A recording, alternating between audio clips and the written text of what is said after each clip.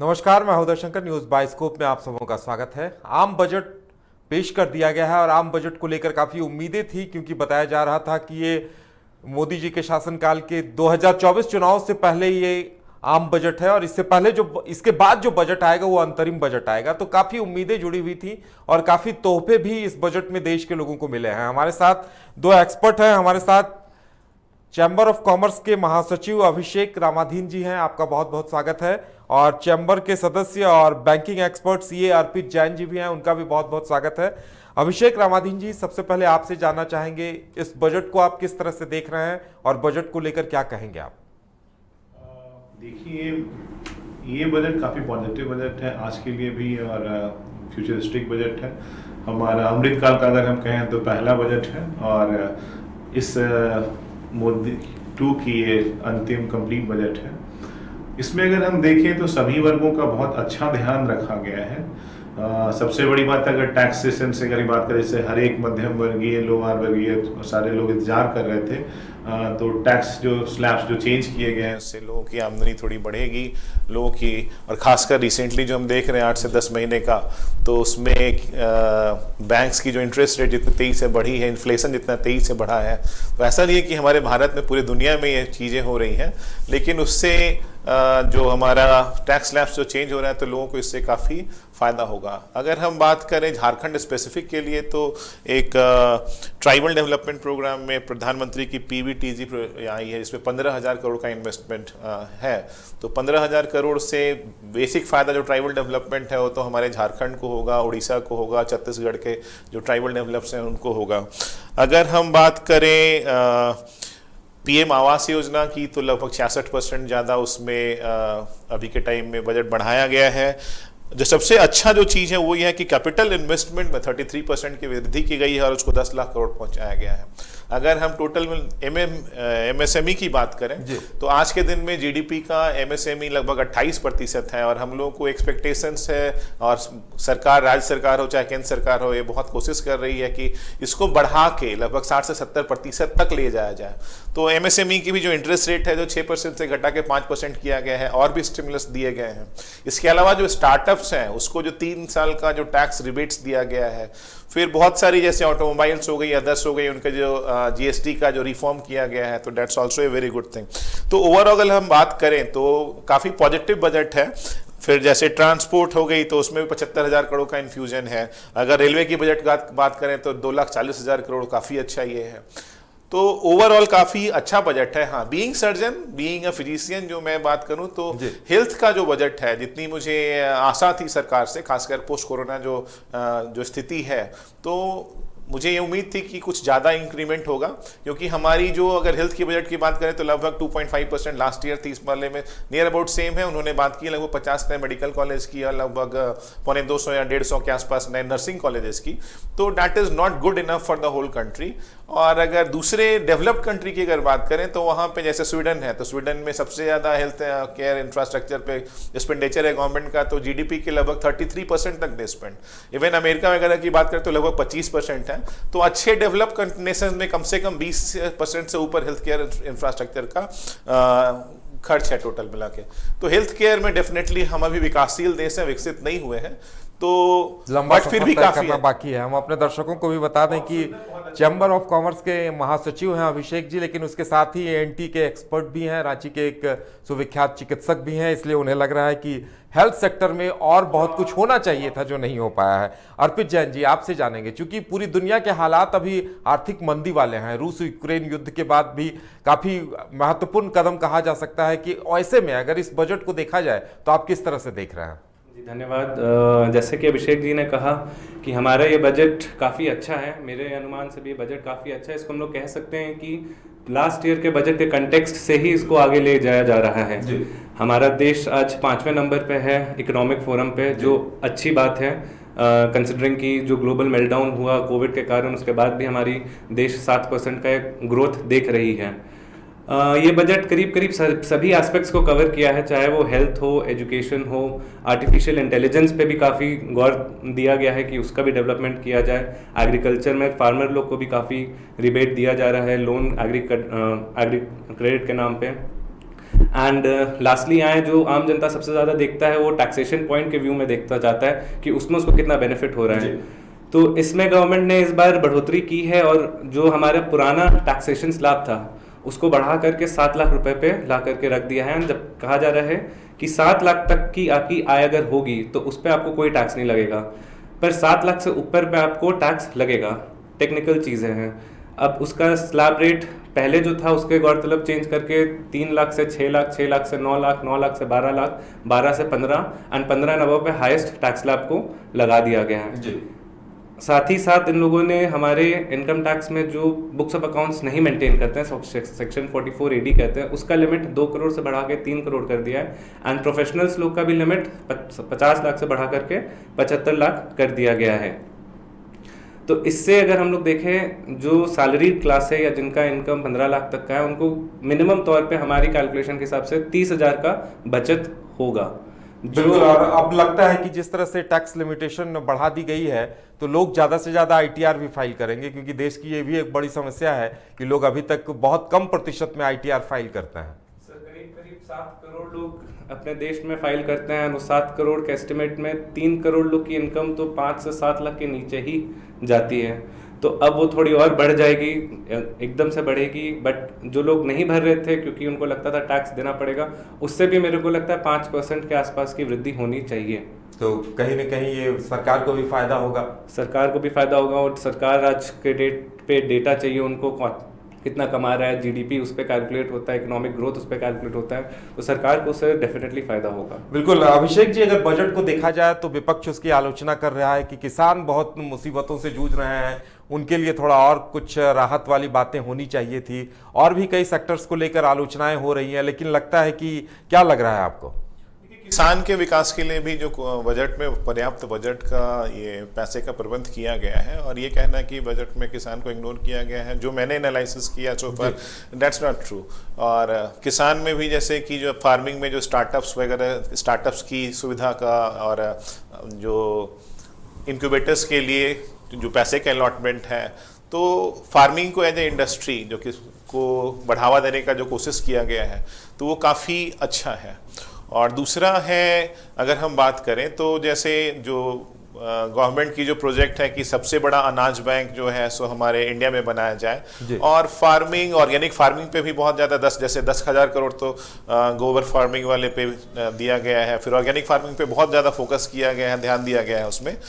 तो ओवरऑल अगर हम बात करें तो लास्ट ईयर भी जो सब्सिडी, डायरेक्ट सब्सिडी भी थी, वो काफ़ी सारे किसानों को दी गई, लाखों किसानों को दी गई है, हज़ारों करोड़ रुपए उस पर दिए गए हैं।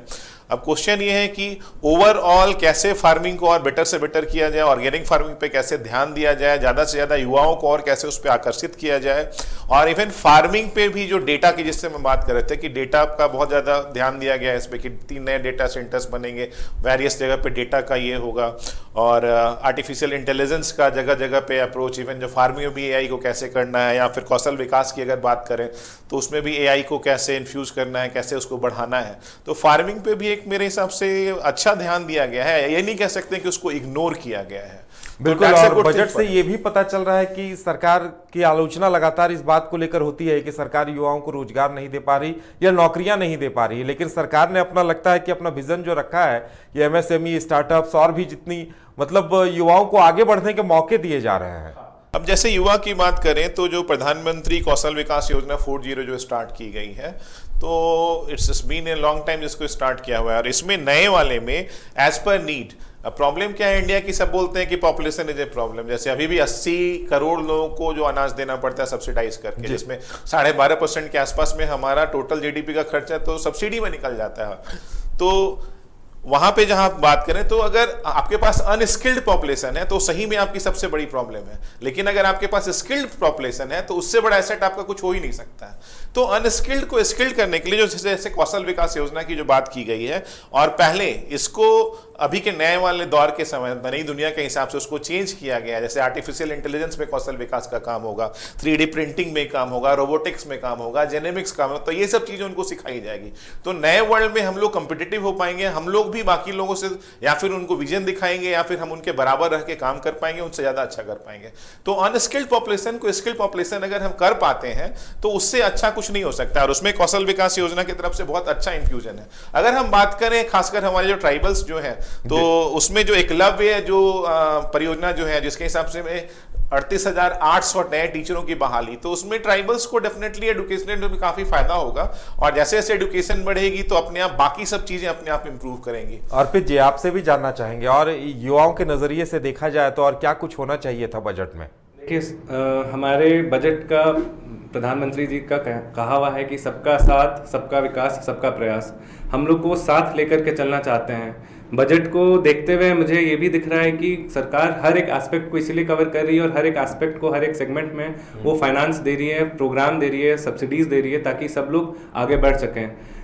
कहीं ना कहीं रुकावटें आती हैं, बट उसके आगे भी उन लोग बढ़ना चाहते हैं। जैसे कि अभिषेक जी ने भी कहा कि सारी चीज़ों को, चाहे वो एकलव्य मॉडल स्कूल हो, चाहे एग्रीकल्चर से रिलेटेड हो, हेल्थ से रिलेटेड हो, हमारे एजुकेशन में सरकार नेशनल लाइब्रेरी ट्रस्ट बना रही है, डिजिटल लाइब्रेरी बना रही है, ताकि एजुकेशन जो बच्चे लोगों को कोविड के टाइम में नहीं मिल पड़ा, और आगे अगर ऐसी कोई सिचुएशन आए तो उसमें उन लोग उसके कारण पीछे ना हो पाएँ, एंड उन लोग घर बैठे या अपने ग्राम पंचायत में या अपने गांव में बैठ करके उसका यूटिलिटी ले सके। उसके लिए भी फंडिंग अलग से की गई है, एंड इंफ्रास्ट्रक्चर बनाया जा रहा है। इंफ्रास्ट्रक्चर के लिए उन लोगों ने 10 लाख करोड़ का कैप रखा है। जब तक देश का इंफ्रास्ट्रक्चर नहीं बनेगा तब तक लोगों की ग्रोथ नहीं होगी। इंफ्रास्ट्रक्चर से ही एम्प्लॉयमेंट भी जनरेट होता है, इंडस्ट्रीज आती हैं, सब जगह तक आपके मार्केट पहुँचता है। सरकार ने 5G के तौर पे भी बहुत स्ट्रेस दिया है इस बार। 5G के लिए उन लोग कोर्सेज रखवा रहे हैं, इन टॉप लेवल इंस्टीट्यूट्स में ट्रेनिंग करवा रहे हैं, एंड उसको और बेहतर करने के लिए भी अपने भारत को विकास करने के लिए आगे बढ़ा करके ले जाना चाह रहे हैं। बिल्कुल। एक बहुत इंपॉर्टेंट चीज कहूंगा कि इस बजट में हम लोगों ने एक्चुअल इंफ्रा, मतलब फिजिकल इंफ्रा के साथ साथ डिजिटल इंफ्रा पे बहुत ध्यान दिया है। आज के में जो नया जमाना है उसमें डिजिटल इंफ्रा आपके कंट्री का one of the biggest asset होता है एक्चुअल इंफ्रा के अलावा। तो जो हमारा जो नया इंफ्रास्ट्रक्चर, जो जैसे 33% इंक्रीमेंट जो किया गया है इंफ्रा के लिए 10 लाख करोड़ पहुंचाया गया है, इसके अलावा जो डिजिटल इंफ्रा की हर एक जगह पे बात की गई है, चाहे वो किसानों के लिए हो, चाहे वो हमारे लिए हो, या स्टूडेंट्स के लिए हो, कौशल विकास योजना की हो, तो जो डेटा बैंक्स बनाने की बात हो रही है, even AI centre for excellence जो 3 नए बनाने की बात हो रही है। तो डिजिटल इंफ्रा पे फ्यूचरिस्टिक जो विजन है, अभी एक्चुअली जो विजन है वो भी बहुत अच्छा प्रयास है, और मुझे लगता है काफी सक्सेसफुल प्रयास है, बहुत जरूरत थी उसकी, नीड ऑफ द आवर थी। बिल्कुल। केंद्रीय बजट जब भी आता था तो रेल बजट पे सबकी नजरें रहती थी कि बिहार झारखंड को क्या मिला। तो चूंकि अब रेल बजट तो साथ ही आता है, तो क्या रेल बजट से जो उम्मीदें थी, क्या उसे आप संतुष्टिदायक देख रहे हैं? क्या बिहार झारखंड की नजर? रेल बजट अभी मुझे मिला नहीं है। हाँ, 2,40,000 करोड़ का रेल बजट है, जो कि बहुत ज्यादा है, बहुत अच्छा है। उसमें अगर हम 2012-13 से अगर कंपेयर करें तो लगभग 8 से 10 गुना की वृद्धि हुई है। और अभी कुछ दिन पहले ही जैसे मैं पढ़ रहा था कि हमारी धनबाद और झारसुगड़ा जो एरिया है वो पूरे के पूरे कंट्री में सबसे ज्यादा रेलवे का फ्रेट का पैसा जो है, सो जो वहां से कोयला जाता है उसके कारण सबसे ज्यादा कलेक्शन करती है। और अगर मैं बात करूं झारखंड की, तो डेफिनेटली जो हमारा रेलवे इंफ्रास्ट्रक्चर है बहुत ग्रेट नहीं है। अभी तक आज़ादी के 75 साल से ज़्यादा हो चुके हैं, और 2400 जिले भी ट्रेन से कनेक्टेड नहीं है। अगर मैं पर्सनली बात करूं झारखंड की, तो मुझे बहुत उदासीनता दिखती है। बहुत सारे कारण हैं इसके। जैसे अगर मैं बात करूं तो 40% जो खनिज अयस्क है वो हमारा पूरे इंडिया का झारखंड देता है, हमारे पास में है।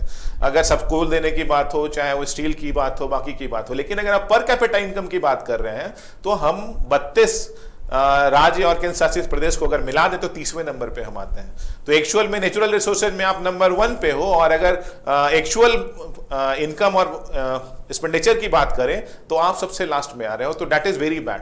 तो डेफिनेटली इंफ्रास्ट्रक्चर जो हो का डेवलपमेंट जो है, जैसे कि अभी रोड इंफ्रास्ट्रक्चर में 75,000 करोड़ का इन्फ्यूजन है, एक्स्ट्रा इन्फ्यूजन है, और रेलवे में 2,40,000 करोड़ का जो एक्स्ट्रा इन्फ्यूजन है, तो झारखंड को भी उसमें से कुछ पार्ट्स डेफिनेटली मिलने चाहिए। और हमारी जो स्टेट गवर्नमेंट है, they should send more and more proposals. बिल्कुल, झारखंड में कई इलाकों में ये समस्या है कि उनके पास अच्छी ट्रेनें नहीं है। हजारीबाग में अभी कुछ लोग आंदोलन कर रहे हैं। जी, चतरा में देखिए, उतने सालों से लोगों ने कोशिश कर रखी है। चतरा लोकसभा की अगर ये बात करूं तो लातेहार में भी एक ट्रेन अभी तक नहीं पहुंच पाई है, चतरा में ट्रेन नहीं पहुंच पाई है।